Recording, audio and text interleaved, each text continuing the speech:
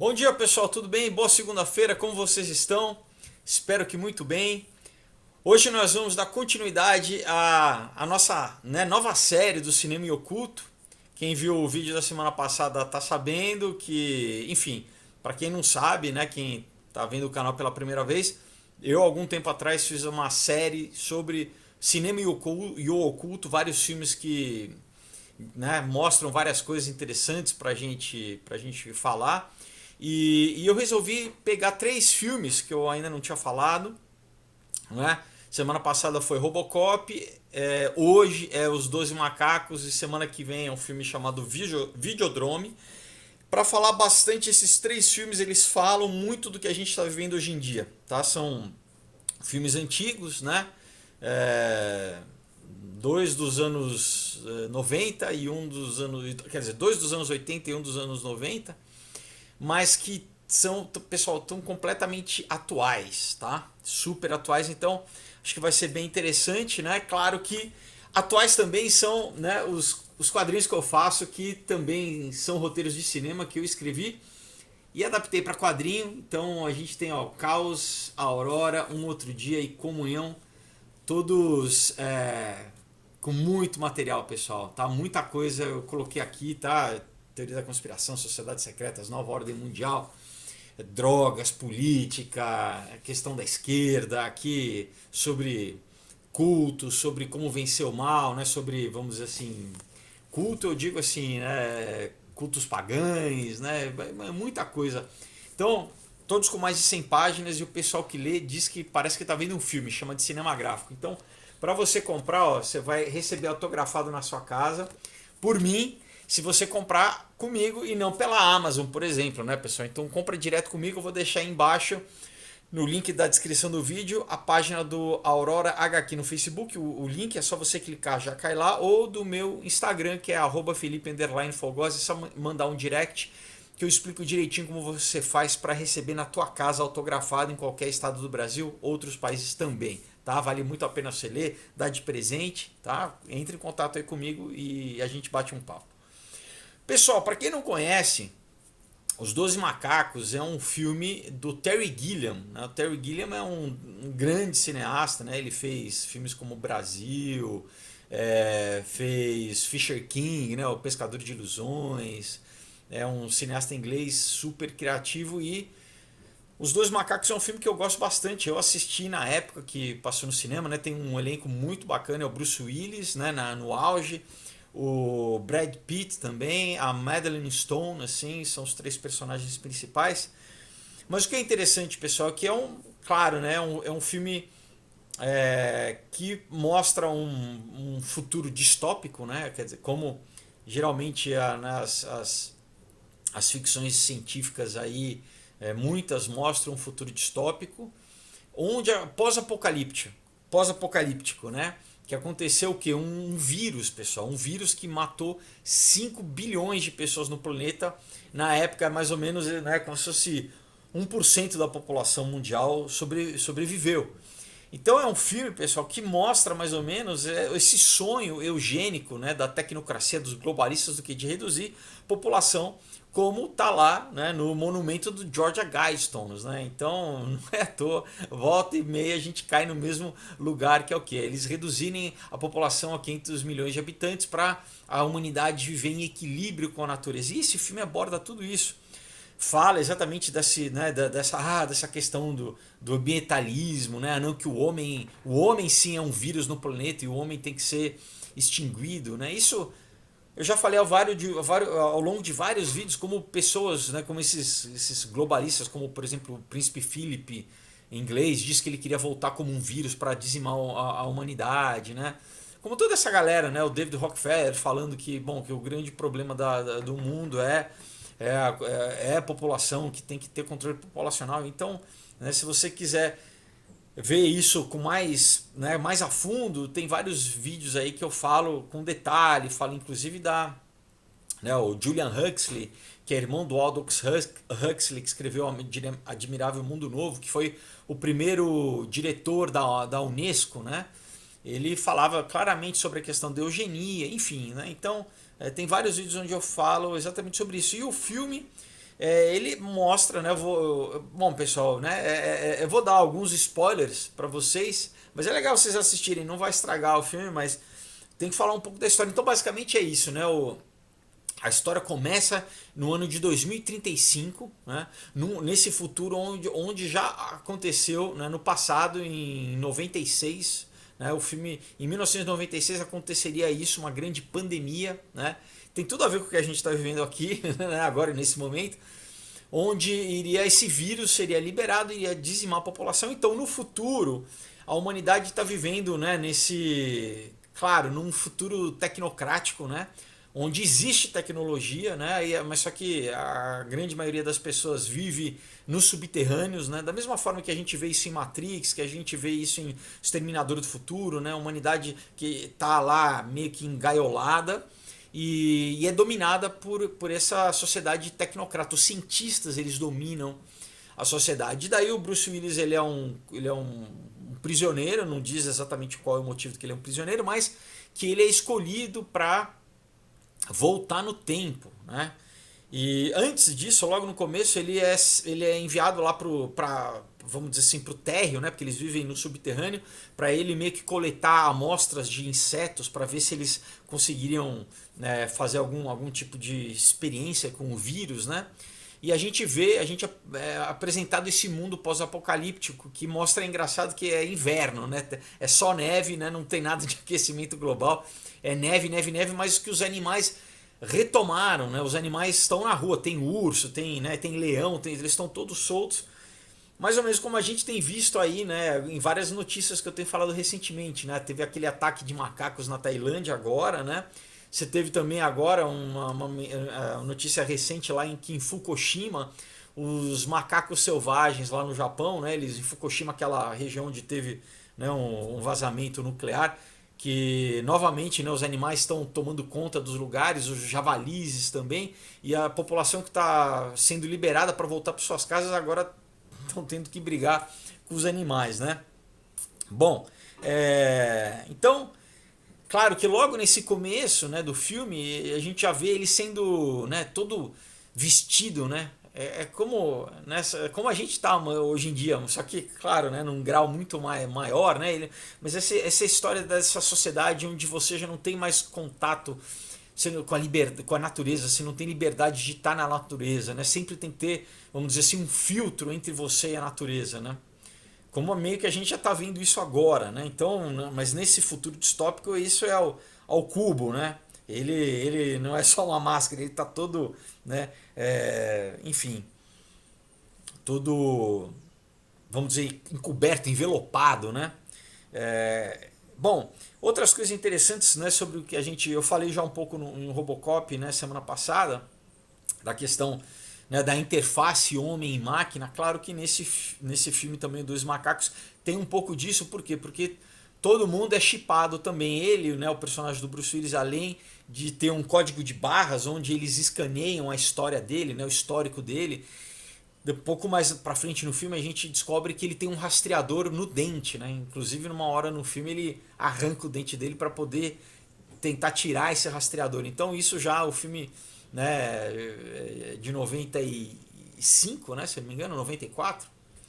Acho que é 94, se eu não me engano, e já tinha essa questão também, obviamente, né? Sempre a gente vai ver essa questão da chipagem, né? Já presente no filme. Quer ver? Vamos ver aqui, eu vou dar a data direitinho para vocês aqui, que agora 95, é o filme de 95, né? E, enfim. E uma outra coisa interessante do filme, né, como vários filmes também, né, dos anos 80, que tratam dessa questão de viagem no tempo, né, Exterminador do Futuro, De Volta para o Futuro, é um filme que também tem essa questão de viagem no tempo, né? Então o personagem, né, do Bruce Willis, que é chamado James Cole, que é interessante, né? As iniciais são as mesmas de Jesus Cristo, né? JC, então James Cole. E também você tem no Exterminador Futuro também essa mesma simbologia, né, de Cristo, que é o que é John Connor, é JC também, que ele vem para salvar a humanidade, né? Então nesse filme também, né, a gente já falou, engraçado que semana passada, né, no Robocop, o próprio Paul Verhoeven, né, o diretor do filme, ele falava que ele queria colocar uma simbologia cristã no Robocop, né? nesse filme também tem vários elementos, pessoal, ao longo do filme que, claro, né, é uma subversão, porque ele não salva a humanidade, mas em vários momentos do filme, né, ele, né, o personagem do Bruce Willis, ele fala, né, você acha que eu não vou conseguir salvar a humanidade? Você acha que eu vou conseguir salvar a humanidade? Tem esse elemento, uma simbologia messiânica, vamos dizer, nele, né, no personagem. E tem um momento no filme, inclusive, que ele usa uma camiseta que aparece meio que Christ, assim, né, que Cristo na camiseta. Então você tem esse elemento também no personagem, né? Outra coisa interessante, pessoal, né, é que esse mundo do futuro, que é meio quase um steampunk, assim, né? Mas não chega a ser um steampunk, mas é um futuro retrô, vamos dizer assim, né? Que o Terry Gilliam gosta, já tinha um pouco disso no Brasil também, né? Vamos dizer assim, na direção de arte que ele procura. Mas é uma coisa que você vê que realmente as máquinas, pessoal, controlam em tudo, até inclusive a respiração. Você vê em vários momentos, você tem uma máquina ali respirando, né? Então, essa questão inclusive do ar, né? Da vida, né? Do pneuma, né? Que se a gente for fazer uma leitura mais espiritual, né? Mais simbólica do que do espírito, está sempre controlada pela máquina, né? E claro que aí tem um momento que ele é colocado na presença de alguns, né, dos cientistas que comandam, na verdade são meio que juízes, né, são quem controla, é a tecnocracia, né, eles têm um símbolo que estão todos de jaleco, né, estão todos de jaleco branco e são eles que controlam, né, essa situação. Bom, enfim, eles mandam, aí tem uma questão de viagem no tempo, ele volta primeiro, né, só que ele vai para o ano errado, primeiro eles mandam ele para 1990, porque na história esse surto acontece em 1996, então eles meio que erram ali o cálculo, né? Mais ou menos como no De Volta para o Futuro, ele volta alguns anos antes, né? Então para 1990 e aí ele é preso, né? Porque ele vai tentar avisar, ele é preso, ele é levado ali a um asilo, né? Um manicômio e enfim acham que ele é louco, né? E ali ele encontra com o personagem do Brad Pitt, que tem um papel muito interessante no filme, né? O personagem do Brad Pitt, ele tem uma questão assim, ao mesmo tempo dele falar, né, é a voz, vamos dizer assim, do narrador, principalmente do autor, do roteirista do filme, né? Onde ele coloca várias coisas, por exemplo, contra a sociedade, né? É o pensamento que a gente vê até hoje, mais ou menos, esse pensamento da elite de assim, do que o homem é na verdade um câncer, de que o homem, né, essa sociedade de consumo, que ela tem que ser destruída, né? E tem uma coisa interessante, pessoal, que agora mais de uma forma filosófica falando, o filme ele aborda simbolicamente uma questão que na filosofia é chamada do eterno retorno, né? O Nietzsche principalmente falou bastante disso, mas isso na verdade é um elemento que vem já de várias religiões, né? Os gregos, né, no paganismo falavam dessa questão, né, vamos dizer, do Ouroboros, né, mesmo o mito da Fênix, né, de nascer das cinzas, ou então a roda de Sansara, né, de estar preso nessa roda kármica, né, que diferentemente vamos dizer assim, do paradigma cristão, né, de que você tem um início e você tem um fim da história, né? O pensamento pagão tem muita dessa coisa cíclica, né, do eterno retorno, e que aparece logo no começo do filme, né, quando você tem um menino vendo um assassinato, né? Ao longo do filme desculpa, vou ter que falar para vocês, é um pouco de spoiler aí, mas ao longo do filme você vai vendo cada vez mais que esse menino, ele aparece nos sonhos do Bruce Willis, né? E cada vez que ele vai sonhando, vão se revelando mais personagens, né? Então a gente vai entendendo que primeiro é um menino, que o menino é o Bruce Willis, né? Que ele está se vendo no passado, e conforme o filme avança, a gente vai, por exemplo, a gente vê um momento que o personagem do Brad Pitt ele aparece. Então, né, é um momento que o Bruce Willis ele vê o Brad Pitt, né, ele meio que tem uma coisa, né, será e quem que é o personagem do Brad Pitt, né? Na verdade, ele é um filho de um grande cientista, né, da elite, né? Uma coisa também interessante, né, que casa com essa questão do retorno, né, de como as coisas foram no passado vão ser no futuro. você tem alguns elementos que o Terry Gilliam usa, ele repete situações, ele meio que ele repete cenas no futuro igualzinhas no passado. Por exemplo, tem um momento que no futuro, né, depois que o Bruce Willis ele volta de explorar, né, lá fora, eles esfregam o Bruce Willis, né? Ele tem que tomar um banho meio que para ser desinfetado.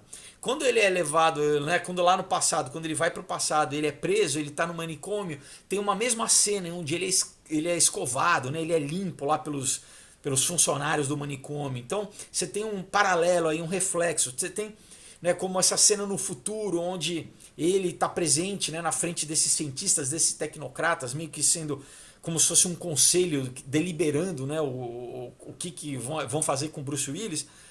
Essa cena se repete basicamente a mesma no asilo, quer dizer, então tem esse paralelo de que no futuro e no passado as coisas meio que continuam iguais, elas continuam, né, se repetindo, né. É interessante que daí a gente é apresentado uma personagem da Madeleine Stone, que é uma psiquiatra, que é quem vai meio que ajudar o Bruce Willis ao longo, né, da história do filme. Primeiro ela acha que ele é um louco, mas daí ela vai vendo, né, em vários momentos que o que ele está falando é verdade. É interessante que ela fala, né, que ela parece que ela já viu ele antes. Então tem esse elemento de déjà vu, sabe assim, no filme eles, né, colocam na história essa coisa dessa sensação de repetição, né, da história estar se repetindo, né. Novamente uma fala interessante do Brad Pitt, né, que ele é um louco, né, ali dentro do manicômio. Um momento ele fala assim, o que é loucura, né? Ele diz assim, loucura é a maioria comandar, né? Então isso faz uma referência direta ao que? A democracia, né? Esse é o lema dos tecnocratas, né? Na verdade, quem tem que controlar não é a população, né? Não é a população através do voto, né, que elege o seu representante. Isso é errado. Na verdade, isso é como Platão falava, né, na República, por exemplo, que na verdade quem tem que controlar são os príncipes filósofos, né? É a elite que tem que controlar. A população, na verdade, é o tal do gado, né? São animais, que eles não são capazes né, de raciocinar e de controlar. Então, e esse pessoal, é o mesmo pensamento da tecnocracia que nos comanda hoje, que a gente vê, né, figuras como, né, o GB, o Bill Gates, que eu falo sempre, né, o Elon Musk, essas figuras aí, né, que, não, nós somos os eleitos, né? Nós somos a elite, né, que pode comandar, nós somos, né, nós temos a capacidade de comandar e a massa tem que ser controlada por nós. Então é interessante, né, na fala do personagem isso está embutido, né? Então ele também, outra coisa que ele fala, né, na loucura, como se fosse, né, vamos dizer assim, nos surtos psicóticos do personagem do Brad Pitt, né, como se ele estivesse falando loucura, o roteirista bota muita coisa do que ele fala. Então ele fala também dessa questão dos germes, né, de como os germes, que é uma teoria científica recente, é do século XIX, né, são usados para controlar as pessoas. Ele fala, né, que os germes, na verdade, é uma conspiração para vender desinfetante e sabonete, né. É interessante que me lembra de Mateus 15, né, onde tem aquela parábola parábola não, aquele trecho na Bíblia, onde os fariseus vão repreender Jesus porque os discípulos dele não lavaram a mão para comer, né? Que era uma tradição, né, religiosa e tal. E Jesus fala para eles que eles têm que se preocupar mais com aquilo que sai da boca do que aquilo que é, né, do que aquilo que é consumido, porque o que sai da boca é que corrompe, né, o que contamina. Então Jesus está falando da hipocrisia deles, né? Mas é interessante mais ou menos isso, né? Porque inclusive no filme, né, o personagem do Brad Pitt fala, eu fui comer um sanduíche, caiu o sanduíche e o atendente me deu e eu comi o sanduíche, né? Ele falou, para não se preocupar tanto com isso, né? Claro que a gente tem que se preocupar com higiene, mas como que isso pode ser manipulado, né? Como que a sociedade pode ser, né, realmente manipulada e criar esse inimigo invisível, né? Que ele cita no filme, né, o inimigo invisível. É interessante que o Trump recentemente falou, né, o nosso combate é com o inimigo invisível, né? Dessa questão dos germes, né? Enfim, e daí no final, né, de um desses surtos do Brad Pitt, ele fala assim, né, porque o pai dele é tem essa figura simbólica do pai, né, que ele chama que o pai dele é Deus, né, o Brad Pitt. O Brad Pitt ele parece um personagem também meio um rebelde, meio luciférico, né, meio que mais na frente esse personagem do pai dele, que é o Christopher Plummer, o ator que faz, né, ele fala do mito de Prometeus, do primeiro rebelde também que se rebela. Mas ele fala, né? Na fala do personagem tem algumas coisas interessantes, pessoal. Ele fala assim: eu vou contactar maus espíritos, o personagem do Brad Pitt fala, que vão entrar em contato com meu pai, né? Que ele vai cuidar de todos nós, maníacos, dementes, demônios, né? Ele fala devils em inglês, né? Diabos. Então é interessante, né? Como ele fala, né? Ele é usado. E no final, né? Aí vamos dizer, os seguranças do manicômio vão prender ele e ele sai gritando, né? Eu adoro meu pai. Em inglês, I worship my father, né? Adoro no sentido de cultuar, né? Como se o pai dele fosse um deus, né? Fosse exatamente essa elite, né? E o pai dele que é quem criou esse vírus que acaba com a população. E a gente vai ver também que o pai dele, ele pertence à elite, né? A elite social, né? Enfim, um pouquinho mais na frente. Então, é muito interessante, né? Bom, aí tem um momento, enfim, que eles conseguem. O Brad Pitt ele ajuda o personagem do Bruce Willis a fugir do manicômio, né? Quando ele tá fugindo, tem um.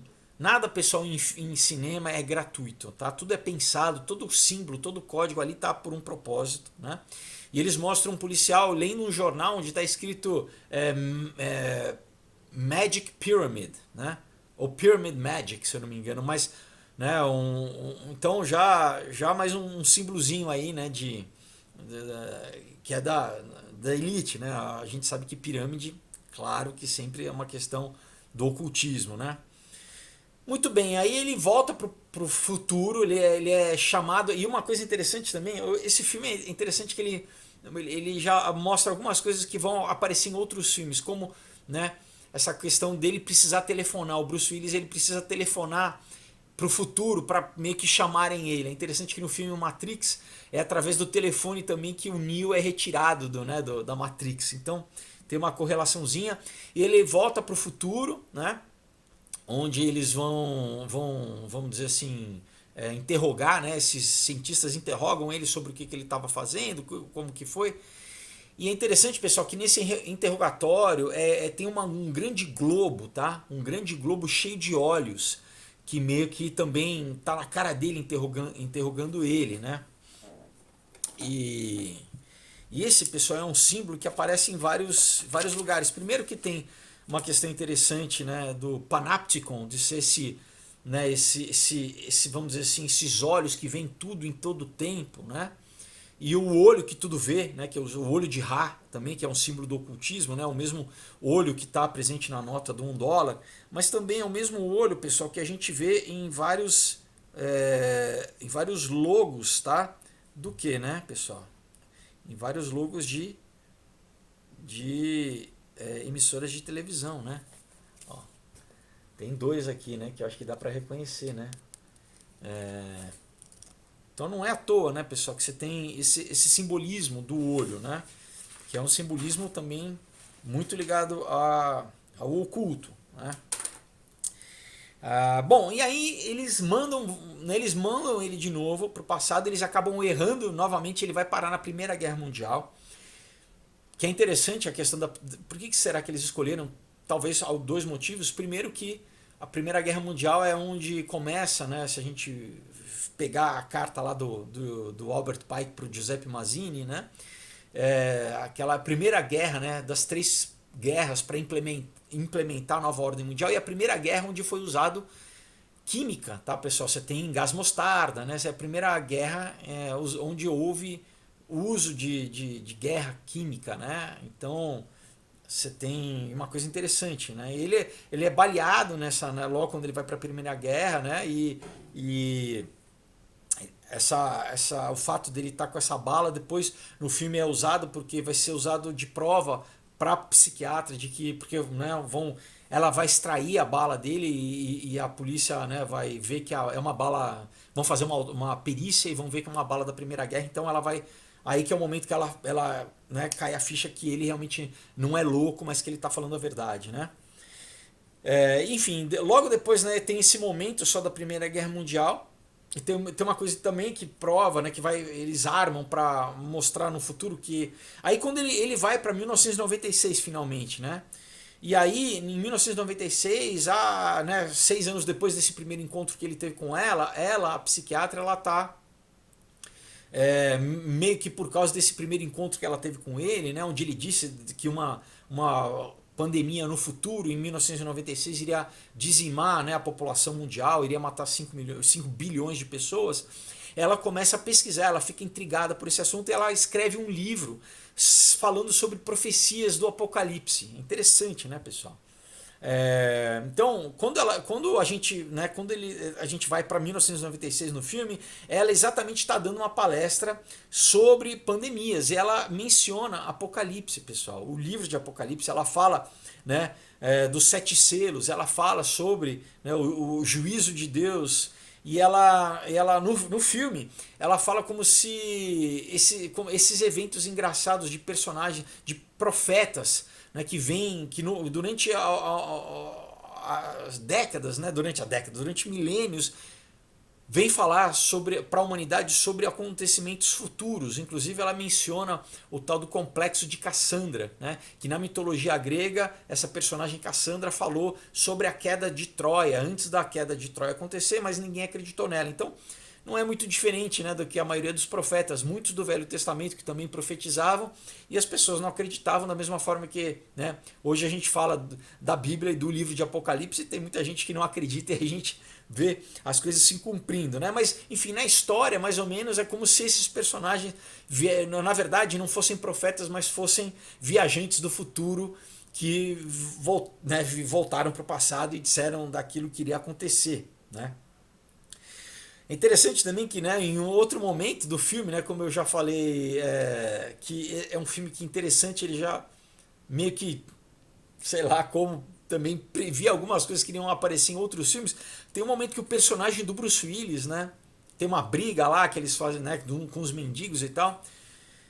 E ele fala, I see dead people. Ele fala, eu vejo pessoas mortas, mais ou menos como ele vai falar depois no filme O Sexto Sentido, né? Anos depois, naquele filme de suspense, né? Onde ele vê as pessoas mortas. Então é muito interessante, né? Como que filmes diferentes, né? Ele fala exatamente a mesma frase, né? Eu vejo pessoas mortas. E nesse momento do filme, né? Onde eles estão ali junto, como se fosse uma cracolândia, vamos dizer assim, né? Claro que você tem um pregador, né? Eles sempre colocam um pregador como se fosse um pregador fanático, né? Como um pregador de rua, que ele exatamente está falando sobre as 7 taças, né? Os 7 vasos, os 7 selos, está falando sobre o julgamento de Deus, né? E ele olha para o Bruce Willis e ele fala, você é um de nós, né? Então, reforçando essa questão do Bruce Willis, na verdade, ser alguém, né, ligado a Deus, vamos dizer assim, né? Aí eles encontram um grupo de uns ecoterroristas que também tem a ver com o que a gente está vivendo aqui, né? Quer dizer, vamos dizer assim, esse engajamento social, né? Ligado a todos esses grupos, né? Antifa, né? Grupos UPETA, né? Esses grupos radicais. Então você tem um grupo ecoterrorista que agora em 1996 é liderado pelo Brad Pitt, né? Então o Brad Pitt, a primeira vez a gente viu ele em 1990, então nesse salto aí temporal, ele virou esse líder que agora ele quer, né, criar esse exército chamado o Exército dos 12 Macacos, né, que vai liberar, vamos dizer assim, a natureza do câncer do homem, né? Vai, né, para eles o planeta está sendo, né, enfim, consumido pelo homem, o homem é uma praga, o homem tem que ser exterminado. O discurso eugenista, né? Bom, aí a gente vê, né, a gente tem uma cena onde o Bruce Willis vai atrás, né, do pai do Brad Pitt para tentar, ele acha que ele vai tentar matar ele para interromper, né, para fazer com que, né, não seja liberado. E aí a gente vê onde que ele é como se fosse um castelo, né, um palacete onde a elite se reúne, né, você vê toda a elite, né, eles em black tie, né, E logo na fala do pai né, do personagem que é o pai do Brad Pitt na história, ele fala, ele começa a citar, né, sobre Prometeus, sobre, né, como ele fala da ciência, essa questão, né, de Mefistófeles, assim como Prometeus rouba o fogo dos deuses, e depois ele fala, também ele faz uma menção ao Projeto Manhattan, né? Ele fala do Dr. Strangelove, né, que é essa questão, né, que inclusive também virou um filme do Stanley Kubrick, falando sobre né, a Guerra Fria e a proliferação nuclear, as armas nucleares e tal. Então, falando nessa questão da ciência, né, como a ciência, na verdade, está ligada a esse movimento luciférico, né, de controlar a natureza. Então, isso, pessoal, novamente estava presente no filme lá do Robocop, é presente nesse filme e é presente em muitos filmes de ficção científica, né? Essa questão é exatamente desse conhecimento dado pelo diabo, essa troca, né, do conhecimento dado pelo diabo para a humanidade, que no final, né, o homem acha que vai liberar ele, mas que é uma troca que, como toda troca, como todo pacto com o diabo, né, tem um preço muito alto.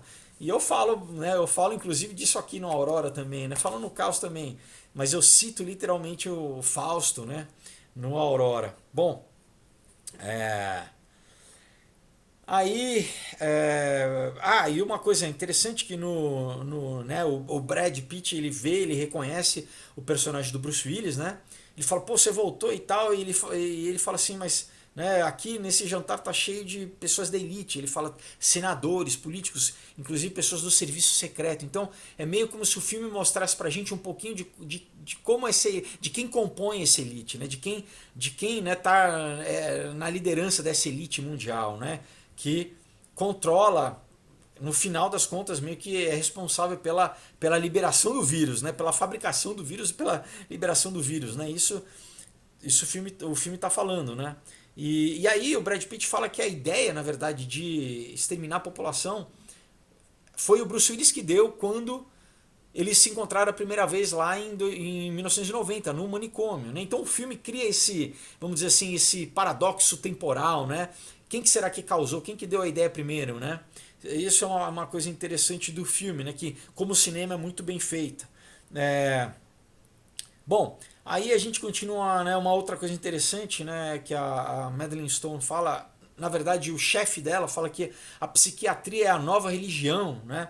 Que diz o que é verdade e o que não é verdade, né? Aí, bom, no filme, como eu falei, né, ela descobre que o Bruce Willis, na verdade, ele realmente tá falando, né, de que tá falando a verdade, de que ele é um viajante no tempo, né, porque ela vê uma foto dele, né, quando a polícia diz para ela que a bala que ela retirou da perna dele, depois, né, na perícia é uma bala que veio, é uma relíquia, que é da Primeira Guerra Mundial, ela fica impressionada e ela vai ver o arquivo de fotos dela de pesquisa, ela vê uma foto da Primeira Guerra Mundial onde o Bruce Willis aparece. Então ela, né, ela fala, não é possível realmente então o que ele está falando é verdade, né? Outra coisa interessante que o Brad Pitt fala, né? Eu estou pegando várias falas dos personagens, né? Que às vezes a gente passa batido, mas o Brad Pitt fala que, né, um momento ali quando ele ele tá dentro, junto com o exército lá dos dois macacos, que é o grupo lá terrorista, né, ecológico, ecoterroristas, né?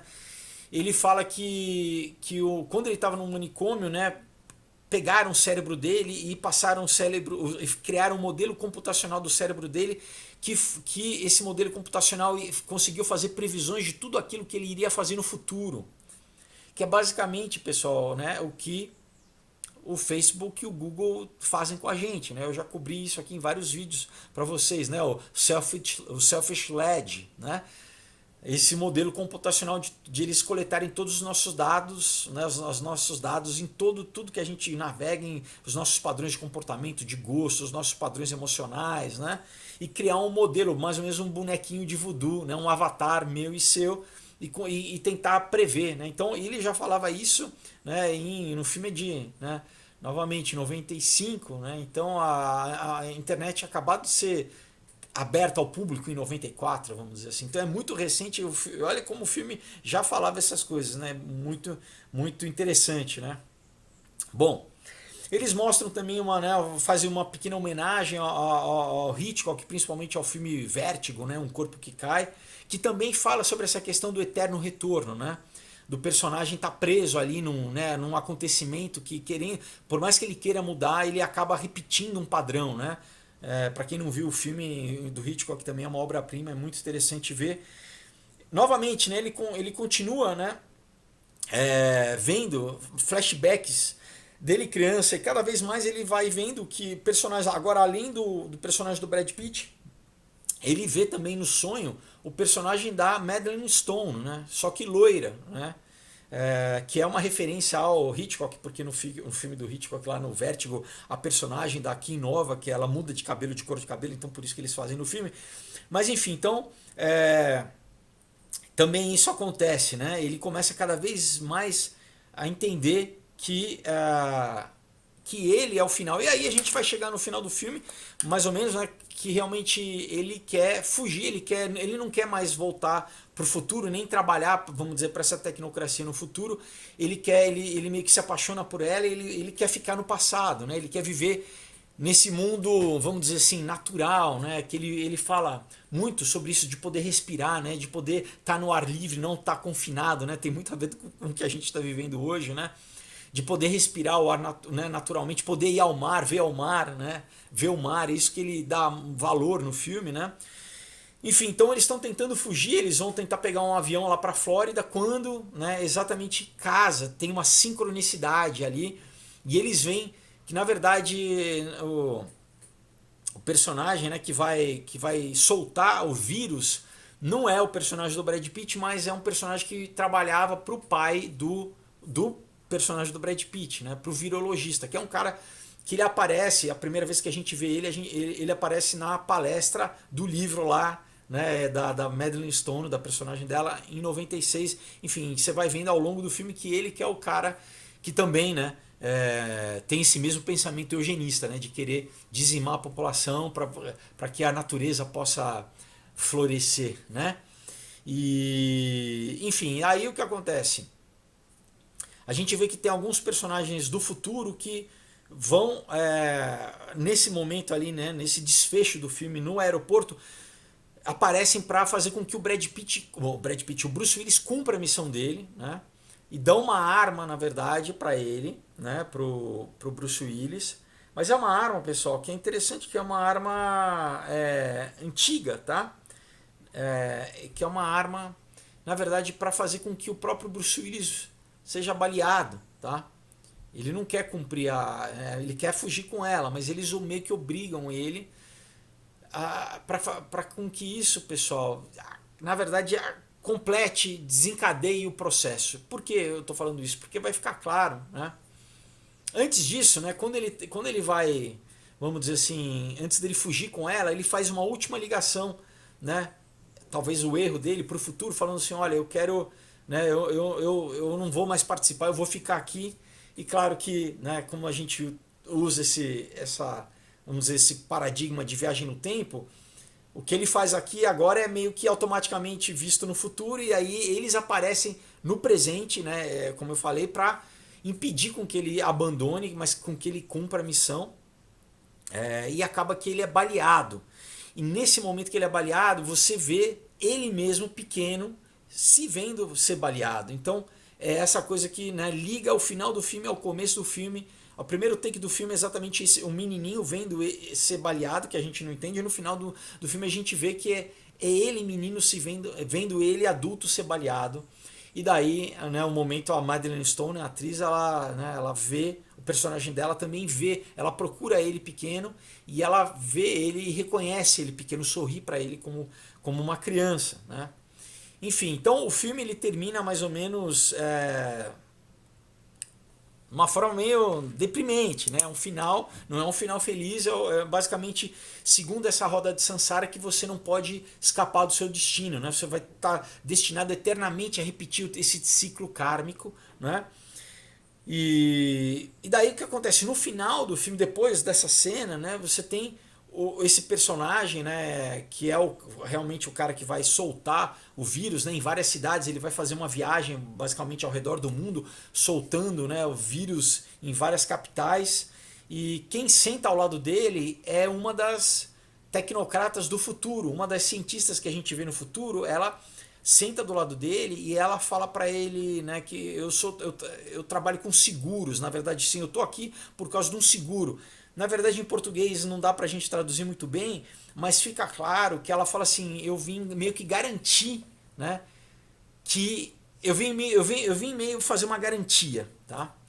E o sentido disso, pessoal, não é, na verdade, você fala assim, era para que eles impedissem que o vírus fosse liberado, ou simplesmente garantir que no futuro a tecnocracia tivesse a cura para a doença. Então, em nenhum momento, pessoal, e mesmo, né, a gente em retrospecto vendo na história do filme, tem um momento que essa mesma personagem fala assim: por que você queria ficar naquele mundo decadente, naquele mundo destinado, vamos dizer assim, naquele mundo dying, ela fala dying world, naquele mundo que estava perecendo, né? Então eles, essa tecnocracia do século 21, né, do ano 2031, eles na verdade não queriam que restaurar, né?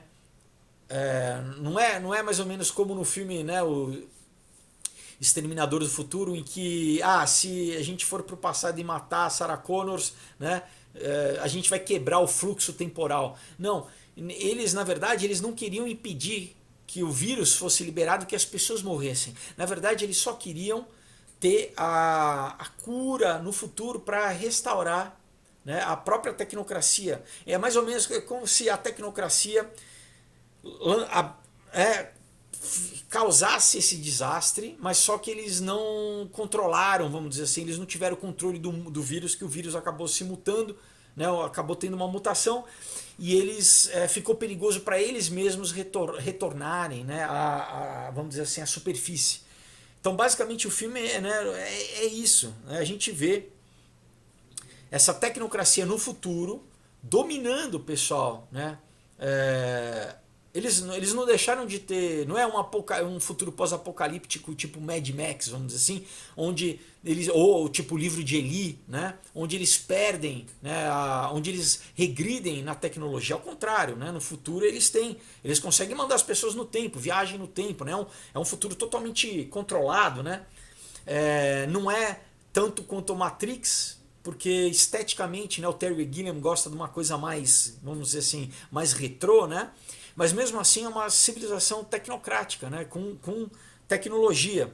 Então, e é isso que é interessante. Então, no final da história, pessoal, esse personagem que vem do futuro, que é essa, né? Ela tá falando assim, não, na verdade a gente veio garantir aqui que as coisas acontecessem como elas devem acontecer. A gente em nenhum momento quis interromper que o vírus fosse liberado. A gente só quer ter uma oportunidade de coletar esse vírus, né? Ela faz questão de apertar a mão do cara, porque o cara acabou de liberar o vírus, né? Um dos frascos, né? Quando ele passa na imigração lá, ele libera o vírus e tal.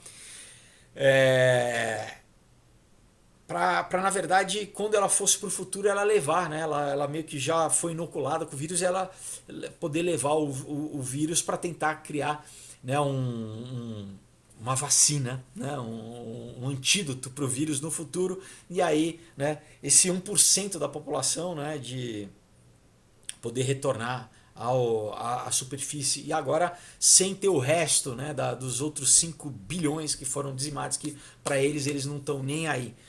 Então, pessoal, é um filme que, novamente, né, é interessante porque ele tem muita coisa do que a gente está passando aqui. Além dessa coisa, vamos dizer assim, mais filosófica, né, dessa lei do eterno retorno, mas que é um dos pensamentos da elite, né? Eles têm essa visão, vamos dizer, kármica, né? Não é uma visão, não é nem uma visão cristã, né? É bem diferente da visão temporal cristã, né? Que é começo, né? E a gente vai ter um fim, né? Não, para eles é uma questão cíclica e, enfim, isso a gente tem que entrar dentro, né? De como isso é totalmente antibíblico, né, pessoal? Essa visão cíclica, né, da história e de Deus. Mas o que é interessante, o que é atual desse filme hoje, em 2020? Primeiro, obviamente, essa coisa da pandemia, de um grande vírus dizimar. Esse vírus ter sido controlado, fabricado, né, pela uma elite tecnocrata, né? Essa elite tecnocrata dominar, né, a realidade, eles serem os guardiões da verdade. E a gente vê, né, vamos dizer, esses grupos, essas guerrilhas ecológicas ou guerrilhas, né, como a gente tem visto, serem manipuladas por esses grandes grupos, né, como a gente tem visto agora, como por exemplo, né, o Antifa, o Black Lives Matter, sendo controlado pela Open Society, né, recebendo dinheiro, né, do George Soros, por exemplo, ou como eu já falei num vídeo anterior, né, o WWF, né, o World Wildlife Foundation, ter sido fundado exatamente pelos Rockefeller, que são, né, que trabalham com petróleo, né, que fizeram a fortuna deles fazendo petróleo, né? Então, olha a contradição, né, como na verdade você pega, na verdade, né? E claro, né, que os Rockefeller também, depois do petróleo, acabaram se envolvendo aí com a indústria farmacêutica, né? Se você quiser né, entender mais disso, também vai ver o vídeo que eu fiz sobre isso, especificamente sobre isso. Mas então, como a gente tem visto, né, que como a elite, na verdade, ela usa, pessoal, manipula, né, o idiota útil, né? Esses proxies, né, como falam em inglês, manipula grupos para agirem em seu lugar, né, para cumprirem a agenda que eles querem implementar no lugar deles. Então, isso é bem claro no filme. E também essa questão, né, querendo ou não, em um grau um pouquinho menor, mas dessa, vamos dizer assim, do rastreamento, né? Porque no filme, inclusive, o Bruce Willis, ele é traqueado, não só, pessoal, né, no lugar onde ele está, mas ele é traqueado ao longo do tempo, né? Em múltiplas épocas ele é traqueado, eles conseguem rastrear ele, né, com esse aparelho, né? Conforme ele viaja no tempo, ele é rastreado também, né? Então essa é o totalitarismo, pessoal, né? Esse governo de vigilância metafísico, porque ele vai além, né, do espaço-tempo contínuo, né? Então vamos dizer assim, como seria o ápice, né, desse sistema de poder, assim. Então é um filme, pessoal, muito interessante, é um filme muito legal. Ele tem uma narrativa desconstruída, né, como vários filmes do Terry Gilliam, né? Mas que com certeza vocês vão conseguir acompanhar, né? Ele tem esse final um pouquinho aberto, né? Mas na minha interpretação é essa, né? É que realmente, segundo eles, né, não tem como escapar da roda da Sansara, você está destinado a cumprir, diferente do que a Bíblia diz pra gente, né? A Bíblia diz que, ao contrário, né, que se a gente entregar a nossa vida para Deus, a gente tem como. E Deus não só nos dá uma nova vida, ele apaga, ele muda o nosso passado. Então, diferentemente dessas religiões pagãs que falam que você sempre está preso ao teu passado, né, que você não tem como escapar ao teu passado, né? E essa é a grande diferença, né, do cristianismo de todas as outras religiões, né, que você está preso pelo teu karma, né? Não. Jesus, ele pagou e ele consegue te liberar. Se fosse você, claro, né, a gente estava destinado ao juízo, realmente, ao castigo eterno, mas Jesus, ele deu a vida por nós e com isso a gente consegue se livrar exatamente da lei do pecado e da morte e ter uma vida agora, né, nova, não só agora em vida, mas a nossa vida eterna, né? Onde a gente vai estar eternamente. Então, é uma teologia completamente diferente, pessoal, do cristianismo para essas outras religiões que promovem esse tipo de pensamento, né? Esse tipo de teologia, vamos dizer assim. E se ouvindo, né, agora essa análise do filme, você pensa assim, poxa, por que será que talvez na minha vida será que eu também pensava dessa forma, que eu estava preso, né? Eu não consigo escapar da onde eu nasci, das condições que eu nasci, ou do que falaram que eu sou, ou até mesmo daquilo que eu já fiz, né? E eu vou ter que pagar o preço agora, né? Eu estou condenado para o resto da minha vida. Eu quero te dizer que uma boa nova, que é o Evangelho, de Jesus Cristo, que ele morreu no seu lugar, né? Deus tomou a forma humana, né? Diferente do filme, né? Deus, né, que JC veio do passado para tentar salvar a humanidade e não conseguiu. Jesus, sim, né, ele é o verbo divino que tomou forma, Mas ele conseguiu salvar a humanidade, ele fez um sacrifício perfeito para que eu e para que você pudéssemos ter salvação. Só depende de uma coisa, da gente reconhecer a nossa necessidade de ter perdão, né? E se arrepender dos pecados e confessar Jesus como Senhor e Salvador da nossa vida. A Bíblia diz, se a gente confessar com a nossa boca e crer no nosso coração que Jesus Cristo é o Senhor da nossa vida, nós somos salvos, né? E diferentemente do filme dos 12 macacos, né? Você não vai estar preso, né? Eternamente num ciclo, né? Vamos dizer, de pecado, né? De karma, não. A Bíblia te diz ao contrário, que você é livre, que você tem essa possibilidade hoje de ser livre em Jesus Cristo, a real liberdade, né? A liberdade que o inimigo oferece é uma falsa liberdade, né? De não, faça o que tu queres porque tudo é da lei, né? Quer dizer, eu vivo de uma forma, né, de uma loucura e eu acho que eu estou numa liberdade, na verdade você está escravo dos teus vícios, dos teus prazeres, entre aspas.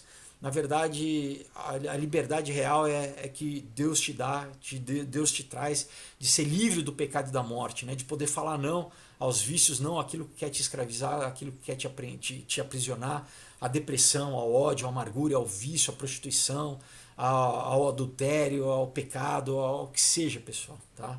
Deus ele pode te libertar, porque o preço que ele pagou na cruz do Calvário é suficiente para fazer isso, né? Então, como é que a gente faz isso? É só orando e crendo, né? Então eu vou te convidar para fazer uma oração comigo agora. Se você crê no seu coração, né? Novamente confessar com a tua boca, então onde você estiver, coloca a mão no seu coração e fala assim comigo: Senhor Jesus, obrigado porque hoje eu entendi que eu posso ter uma nova vida, que eu não estou condenado a repetir os mesmos erros, eu não estou condenado pelo meu passado. Eu tenho a possibilidade de ter uma nova vida aqui, agora, e de garantir a minha vida eterna contigo. Em nome de Jesus eu te reconheço, eu te aceito, eu te confesso como meu único e suficiente Senhor e Salvador. Eu peço a Ti, Senhor, me perdoa por os meus pecados, me perdoa por toda amargura, por todo pacto, por toda aliança que eu fiz com o mal. Eu rejeito agora em nome de Jesus. Eu peço, Pai, me sela com o Teu Espírito Santo, eu abro o meu coração para Tu vir fazer morada em mim, que eu seja o Teu templo, que eu seja um templo do Espírito Santo. E eu peço a Ti, escreve meu nome no livro da vida do Cordeiro, para que no grande dia, quando eu estiver na Tua presença, que eu possa ser recolhido entre os Teus, na grande congregação dos santos. Em nome de Jesus Cristo, eu Te louvo, Pai, pela Tua graça. Eu peço, vem renovar minha mente, minhas emoções, meus sentimentos. Purifica, Pai, me purifica de todo pecado, me torna alvo como a neve. Em nome de Jesus Cristo, eu creio e eu Te louvo em nome de Jesus. Amém. Amém? Então a Bíblia diz que, diferente, né, novamente do filme onde você está preso no teu passado, Deus ele lança o nosso passado no mar do esquecimento, ele nos faz limpos, purificados, alvos, né, puro como a neve, né? Então nós somos lavados pelo sangue de Jesus que nos purifica de todo pecado, e o nosso passado é lançado no mar do esquecimento. Então a partir de hoje você tem uma nova vida, uma nova vida espiritual, né? E isso vai refletir na tua vida física aqui, na tua vida, nas tuas relações, inclusive no teu corpo, na tua saúde, nas tuas emoções. Você precisa agora aprender a andar na graça e no conhecimento de Deus. Como? Conhecendo a Bíblia, lendo a Bíblia, né? Porque esse é o manual, e isso, né, como a mitologia fala do complexo de Cassandra, pessoal, a Bíblia diz, 1/3 da Bíblia é profecia. Ela fala exatamente porque Deus ele está fora do tempo, né? Ele conhece, né, a Bíblia diz que ele conhece o fim pelo começo, porque ele vê tudo de fora. Então a gente sabe exatamente o que vai acontecer, e a gente pode estar tranquilo, pode estar em paz, a gente não fica com medo, independente do que qualquer coisa que estiver acontecendo, a gente está seguro em Deus, porque a gente sabe que no final das contas, pessoal, a gente vai estar com Ele, né? Isso é a nossa grande consolação, nossa grande esperança, né? Como diz em Tito, né? Nossa blessed hope, nossa abençoada esperança. Amém? Então, leia a Bíblia, baixa um aplicativo, você pode, né, baixar um aplicativo, mas compra uma Bíblia física também e busca uma igreja. Você tem que estar congregando, você tem que estar junto com pessoas que vão te ajudar nesse crescimento, vão estar te acompanhando, vão estar tirando as tuas dúvidas, vão estar discipulando você, né, nesse caminhar, nessa nova vida a partir de hoje. Amém? Então, pessoal, novamente vou deixar aqui para vocês, olha, meus quadrinhos onde eu falo muito disso, muito de fé, de cristianismo, de luta contra o mal, de não, né, de vencer o mal com o bem, tá?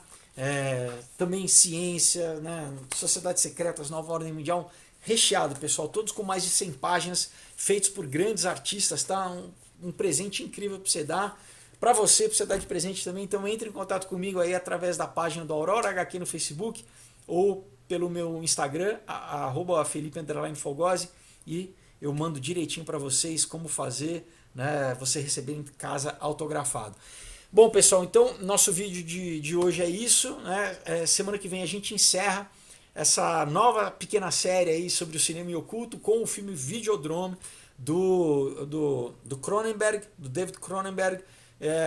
De repente aproveita, né? Assiste aí durante a semana, né, para você quando, né, você já tá com o filme fresco na cabeça para segunda que vem. E claro que quinta-feira a gente se vê aí com uma palavra, né, de ânimo, tá bom? De conforto, de esperança, em nome de Jesus. Eu desejo uma excelente semana para vocês. Até quinta-feira. Tchau.